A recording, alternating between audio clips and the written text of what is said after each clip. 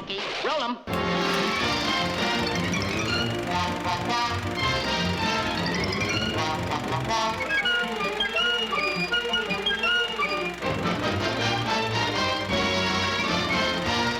Daffy Duck, star of this show. See? What? That rabbit's name over mine? I'm the star. I'll just see about this. I always liked Daffy Duck, his zaniness. What a crazy character. And what he does, he's just unbelievable. Daffy's the test case for emotional disturbance of all time. I dream about being Bugs Bunny, but when I wake up, I look in the mirror, there's Daffy. Daffy was the first really Looney character in the Looney Tunes. And I think he may be one of the first Looney characters in any cartoon. Daffy kind of set the tone of what the studio was, crazy, but I don't think Daffy in the early days was the star that Porky Pig had been. And then by the time his star was rising to a certain level, Bugs Bunny came to be. And Bugs Bunny became a superstar. And maybe that was the beginning of the rivalry between Daffy and Bugs. You're despicable. Excuse me, you know. He really thinks he's the star when Bugs is the star. Bugs Bunny would come out, he would just walk out, and he'd get tremendous applause. And he didn't have to do anything. He'd thank the audience. Daffy Duck would go, ta-da, and come out and do a soft shoe dance, and then slide on his knees to the audience, and there'd be silence. Ingrate. It's funny that the animators themselves acknowledged that Daffy wants to be the star. He is the star, and who's this rabbit? Because I think that's the way they felt. And we can identify with his frustrations. I hate you. If you cannot sympathize and be Daffy Duck, you shouldn't be writing about him. You shouldn't be animating him. Unless for the time that you're working with him, you can put everything else aside and be Daffy. That's the wonderful thing about Daffy. He deserves the best in his own mind because he deserves the best, not for any reason. He makes no pretense about having earned it. He's lovely that way. And we all have that within us. Whoever's in charge here. The scenery. Where's the scenery? Duck-a-Muck is a great cartoon for many reasons, and it's certainly a great cartoon for the character of Daffy Duck. Duck-a-Muck cracks me up. I think it's one of Chuck's best, and I just like the idea, again, of playing with the conventions of the animation cartoon. To have a character refer to the fact that he is a cartoon character in an animated film is kind of audacious. It's saying, hey, let me talk to you. I don't really exist. Someone else controls what I'm saying and doing and how I look, and yet you still believe it's Daffy. Daffy had it in his personality to want to be the celebrity, and he really should be, and he really is, and he's one of the greats. It's Bugs Bunny and Daffy Duck. Those are who you think of when you think of Looney Tunes. All right, let's get this picture started. No, no!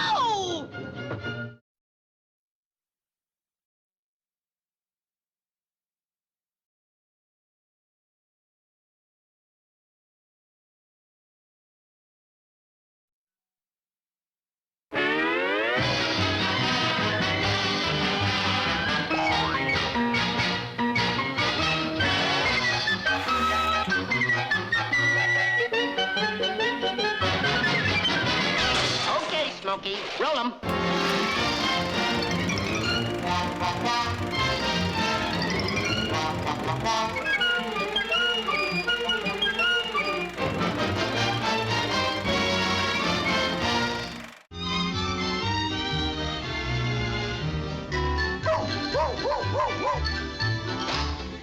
Blackfoot, quick. The rear exit. They were looking for a new star. They found their star in an unlikely way. Porky Pig was just one of the ensemble. In the cartoon, I Haven't Got a Hat, but he had a song and a recitation, and it was cute, and people liked it. 75. Everyone seemed to sense that there was something to this character. He was just one of a group. If you've seen a cartoon, I used a lot of little kids, and he just stood out from the others. Porky stole the show. The stuttering pig character was the character getting the laughs, and they ended up making Porky the star of the Looney Tunes. What happened was once they started doing the Porky cartoons, a little new group of new blood came into the studio, They had hired Tex Avery from Walter Lantz Studio. Tex, looking at the landscape at Looney Tunes and what characters they had, decided to pick Porky. He liked Porky. He thought Porky was just a strange character and he could have fun with that character.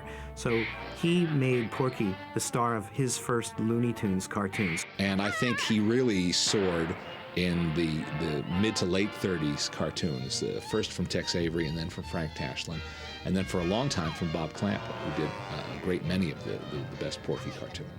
For Dad, I think he just appreciated that Porky was like an every guy. There was a sweetness to him and an innocence, and Dad really had a lot of fun with that. I mean, he certainly put Porky through the paces. And of course, his masterpiece, Porky in Wacky Land, where he just sets the pig in a crazy, bizarre world full of crazy, bizarre characters.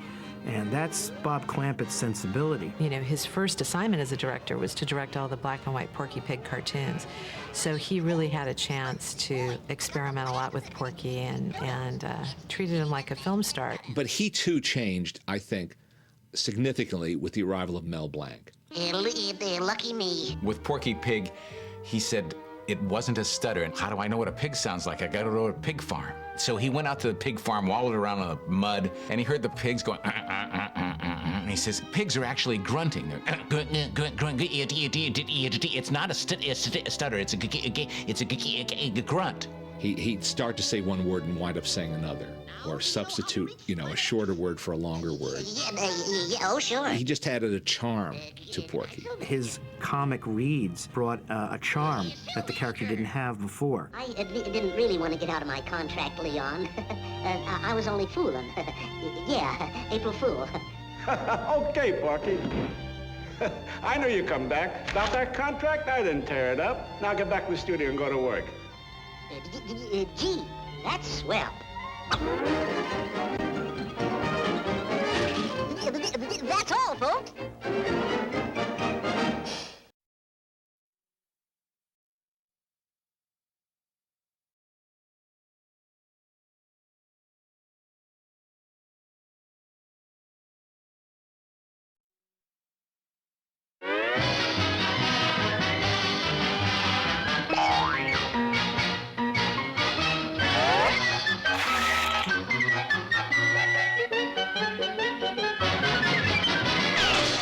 Smokey, roll 'em.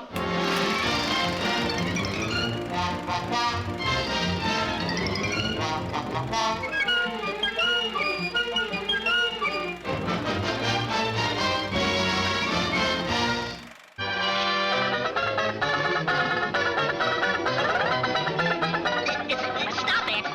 Stop it! Porky, even in his starring period in the 30s, in the late 30s, they were always looking for a character to go with him. So they teamed him up with some wacky dogs. They had a character named Gabby Goat. Daffy! When they hit upon Daffy Duck, they tried to put them together as many times as they could, and they did. What happened was, though, Daffy's star rose. Daffy became the star of many, many cartoons, and then Porky ultimately became either the hunter of Daffy in some of the cartoons, or he became his sidekick. Porky was always there to bring some common sense into this chaotic world that Daffy Duck had created. Porky and Daffy work in a lot of different ways, actually, interestingly, different ways with different directors. Bob McKimson did a lot of Porky Daffy cartoons where he kind of used the nutty Daffy and the kind of prissy Porky. I'm gonna phone the authorities. That was a nice contrast between their two personalities. Chuck went ahead and used Porky and Daffy as in Robin Hood Daffy and Deduce You Say, with Porky being the cool observer of Daffy's manic attempts to prove himself either a great detective or Robin Hood or whatever else he was attempting to prove he was. My all-time favorite is Robin Hood Daffy, and I think that the scene with Porky and Daffy with the buck and a quarter staff is one of the funniest pieces of animation ever done. Actually, it's the buck and a quarter staff, but I'm not telling him that. By the early 50s, there was a real science fiction craze going on in the country, and all of this science fiction hocus pocus mumbo jumbo was ripe for parody. The Daffy Porky team seemed to work quite well. So I guess Chuck went ahead and did Duck Rogers of the 24th and a half century. I'll see what the little stinker is up to on my super video detecto set. It was a great showcase from Maurice Noble and his designs. Chuck let him go, coming up with wild layouts, wild sci-fi designs, a lot of it based on Planet X, where everything on the planet, the trees and the clouds and the rocks are all shaped like a big X. Duck Dodgers became a cult classic, particularly in the 1970s when there was a science fiction revival. That cartoon was a big favorite of George Lucas's, and he ran Duck Dodgers as a short subject with Star Wars in San Francisco after it was a hit and it had been playing for a few months. That actually led to Warner Brothers commissioning Chuck Jones to make a sequel film, Duck Dodgers and the Return of the 24th and a Half Century. Oh, goody! My Illudium Q-36 explosive space modulator. Marvin Martian had been in a few Bugs Bunny cartoons before this, but by this point they had the character honed. They already got all the bugs out of Marvin Martian, and it was a perfect villain for Daffy Duck to encounter. Little does he realize that I have on my disintegration-proof vest. You may fire when ready, Grizzly. Marvin's one of those few characters, like the Tasmanian Devil and the Singing Frog, who appeared in very, very few cartoons, but made such an impact that they're more famous today than they were in the day these cartoons were made. This planet is hereby claimed for the Earth in the name of Duck Dodgers in the 24th and a half century. It'll be a big deal.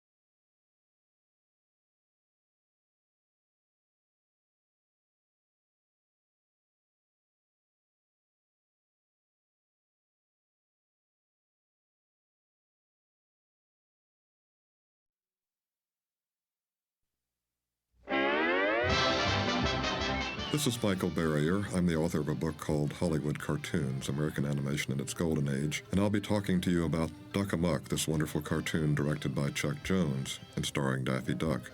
Really starring only Daffy Duck, although there is another famous Warner Brothers character who appears in a cameo role at the very end.